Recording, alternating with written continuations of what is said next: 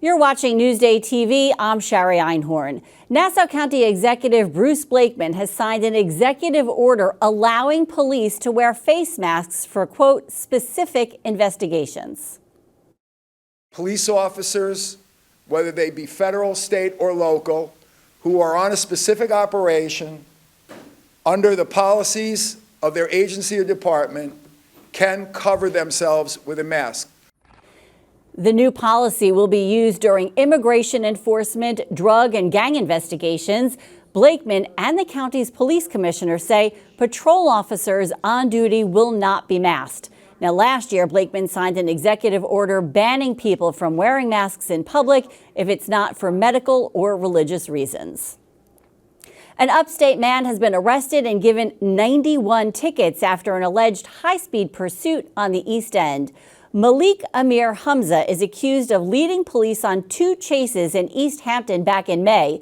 Police found his car abandoned and say they found drugs inside. The 29-year-old pleaded not guilty today to drug possession and other charges. A federal lawsuit claims a man with autism was abused at a group home in East Islip.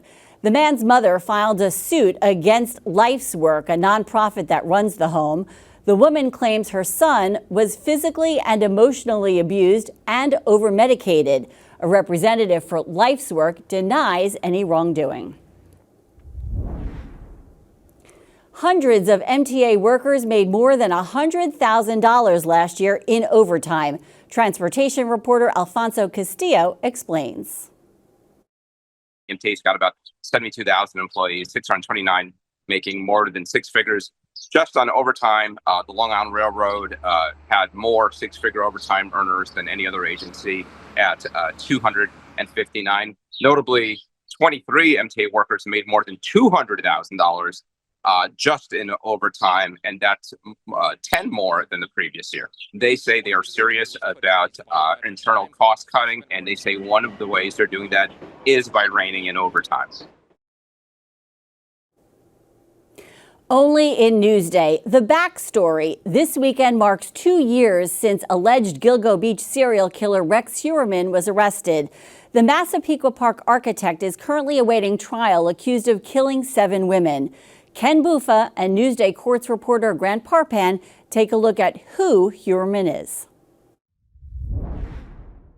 Some of the evidence that's come out in court has shown that he was a member of the Roslyn Rifle Club, which coincidentally owns a property right in that area where the remains were found in Manorville. Watch the backstory, the Gilgo killings, and read more about the case at newsday.com. Click Get More below the Newsday TV video box.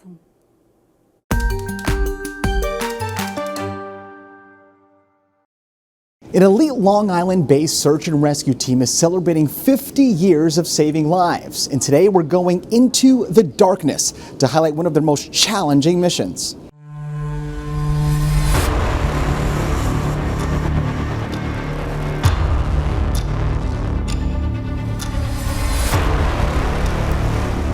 In the middle of the night, that far out into the ocean, dealing with all the challenges that we had, I would say that was the most complicated, challenging mission I've been a part of. On a dark night in the middle of the Atlantic Ocean back in 2017, 1,700 miles away from Long Island, an elite team of Air National Guardsmen from the 106 Rescue Wing jumped from a plane into the dark waters below. We had a 4.5-hour flight. It was right in the middle of Atlantic Ocean. Their mission: save badly burned sailors stranded on a ship after an explosion. As we got closer to the ship, we had the ship's captain up on one of our radios, and we had to keep kind of turning that volume down because the entire way in there, all we kept hearing was, "Please hurry, please, they can't breathe, you got to get here, they're dying." Wing Commander Colonel Jeffrey Canet piloted the C-130 in search of the 623-foot Slovenian cargo ship named Tamar. The urgency that we were all feeling in that moment to, how quickly can we get our team in the water? How quickly can we get them out of the water? We have to do resupply bundles. We have fuel that we're worrying about. 4 sailors were critically burned. 2 of which were burned badly enough that they didn't survive for very long. The other 2 were savable, but they had restricted breathing. They didn't have the ability to open their eyes. We knew that, burns, especially facial burns, like airway is number 1, and we knew time was critical. This is dark, we're in the weather. There's only us and that ship out there. That's it. There's not another light on the horizon. It's ink black out there. Pretty eerie. We set up for the drop. We got the first team in the water. The boat is deflated. It's in like a little package, and there's a scuba tank attached to it. The engines are submersible. The package goes out under a big chute. We jump out after it, and then we try to land as close as possible to the boat as we can. Combat Rescue Officer Lieutenant Colonel Marty Vieira was one of the PJs who jumped into the ocean with medical equipment and an inflatable boat. My last thought before I jumped out of the plane was, come on, God, like, just give me a chance. Like, this is what I'm here for. Don't make this mistake. On board the ship, the team performed emergency surgeries, and for 3 days, keeping the victims alive and navigating towards the Azores until a Portuguese helicopter could reach them.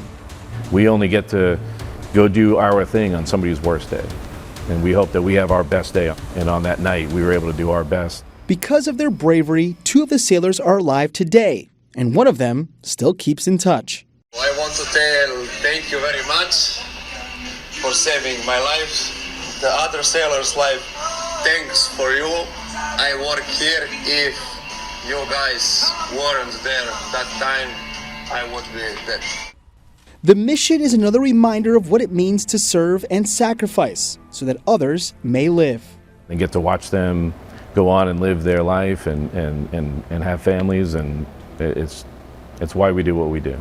Ken Buffa, Newsday TV.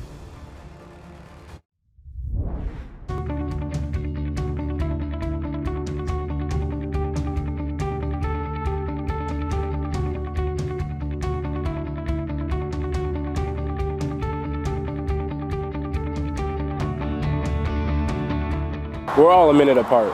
We're really, really close. Helena, Henry, and Hania Rivers grew up sharing everything together. And now the 17-year-old siblings from West Babylon are sharing a place in the history books as the first set of triplets in New York and the first Black triplets in the country to earn the rank of Eagle Scout. I'm just like, wow, I'm so happy to be an Eagle Scout. I'm so happy to join that percentage, and it's a huge accomplishment. I saw my first Eagle ceremony when I was 11, and I vowed to work as hard as I can to become an Eagle, and here I am. I'm just really glad that I could show other people that are doing my path as well that you can do anything you put your mind to. For their projects, the triplets spruced up Brightwater's Village Hall. Helena replaced a dilapidated wooden flagpole with one made of fiberglass. Henry installed permanent benches, and Hania designed paving stones around the flagpole and placed flower boxes to beautify the entrance. Seeing how the village looked in 2023 and years before that, and seeing it now, you're just like, wow, it's amazing. Brightwater's Mayor John Baldini says the triplets have made a lasting impression on the village in more ways than one. They're always smiling. That's what I like about them. They're not your typical kids. They're definitely kids who want to succeed in life. Now that they've achieved Eagle Scout status, the triplets are focusing on their next goal, and that's going for the gold at the 2026 Winter Olympics. We're alpine ski racers. We've been skiing our whole life, and just to make the Olympic team will be a huge opportunity. From scouting to skiing, the triplets learn to be all they can be from their mom and dad. That's what I always said to them, we're Team Rivers, so nothing comes easy. You've got to work for it. Hard work, dedication, commitment, and just sticking to the plan. The plan for Team Rivers will take them to the slopes of Italy to compete in the Olympics in February. For Newsday TV, I'm Virginia Huey. Feed Me is brought to you by Sarant Cadillac.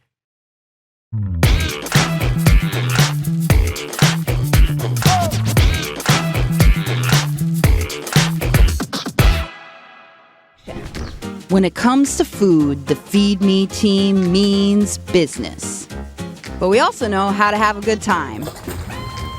So we each set out to different supermarkets across Long Island to create the most interesting picnic spreads. This is the best kind of fusion. I thought of the idea of H-Mart as a joke, and then Erica dared me to do it.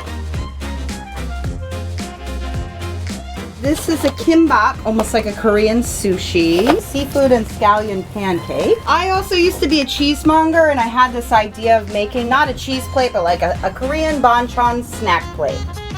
I went to Uncle Giuseppe's and got some Italian food. So you could do hot or cold heroes. There's meatball, chicken parmesan, veal parmesan, roasted grilled vegetables, tortellini. You know what I love about Long Island? You can have a picnic in the summer. Because where I'm from, I would be dead. I would be like having a picnic underground.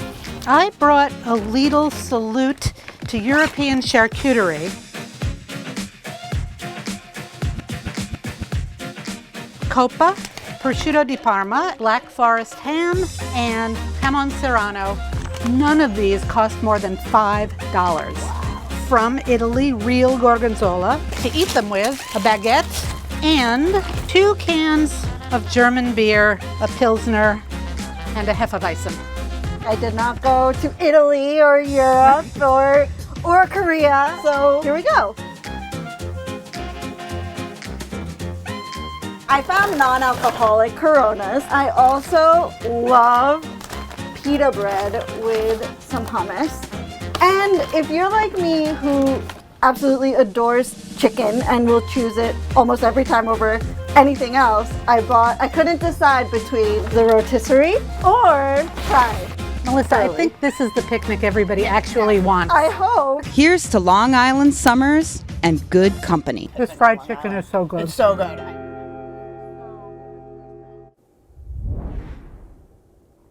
All of that looked delicious, right? Now let's take a quick look at tomorrow's weather. It looks nice and sunny with temps in the high 70s to 80s. And then we're going to take a look at your 7-day forecast. It looks like a nice weekend, sunny and 80s, warm in the mid to upper 80s during the week, but it looks like we could get some rain.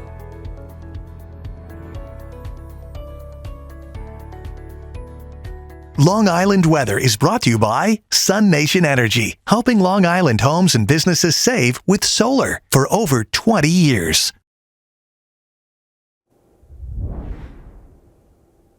You're watching Newsday TV. For more on all of the stories you've seen today, head over to newsday.com, click Get More under the Newsday TV video box.